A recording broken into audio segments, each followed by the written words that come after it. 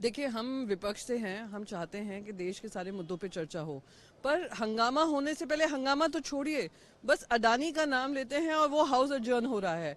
तो कितनी समय तक आप लोग उनका बचाव करते रहेंगे? यूएस कोर्ट्स ने उनको इंडाइट किया है, देश की जो प्रतिष्ठा है, प्रतिष्ठा का सवाल है। और ईडी, सीबीआई, इनकम टैक्स, इन सब एजेंसीज का जो दुरुपयोग हो रहा है, सेबी को बताया भी नहीं जा रहा है कि उनके ऊपर यूएस कोर्ट्स में डिस्कशन, वो इन्वेस्टिगेशन चल रहा है। तो ये सब चर्चा का विषय है, जनता से जुड़ा हुआ विषय है। तो क्योंकि सरकार इस पर चर्चा नहीं होने देना चाह रही है, संभल पे नहीं होने देना चाह रही है, मणिपुर पे नहीं होने देना चाह रही है, इसलिए बार बार स्थगित कर रही है। जनता के मुद्दे हैं, जनता का बात रखने का हमें मौका दिया गया है, हमें बोलने का मौका दिया जाए, यही इनसे अपेक्षा है। आप लोग लगातार मांग करिए, बांग्लादेश हो, मणिपुर हो, यहाँ संभल हो, सब पे चर्चा हो, लेकिन इसका कैसे समझ चलेगा? देखिए, बांग्लादेश को लेकर तो बहुत स्पष्ट है, जिस तरीके से टारगेटेड वायलेंस हो रहा है। इस्कॉन मंदिर को, आप इस्कॉन को ही एक टेररिस्ट ऑर्गेनाइजेशन बनकर बैन करने की कोशिश कर रहे हैं।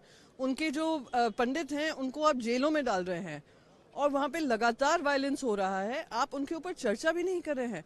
जब सीएए का कानून लाए थे तब बाकायदा ये कहा गया था जिनके ऊपर इस तरीके का काम हो रहा है उनको हम सुरक्षा देंगे। आज हमारे प्रधानमंत्री उस पर चुप है, हमारे गृह मंत्री उनको बॉर्डर नहीं पास करने दे रहे हैं, हमारे जो एक्सटर्नल अफेयर्स मिनिस्टर हैं, जो इतना बड़े बड़े रेस्क्यू मिशन हमने किए थे यूक्रेन सब में, वैसे ही हमारे हिंदुओं भाई बहनों के लिए करें।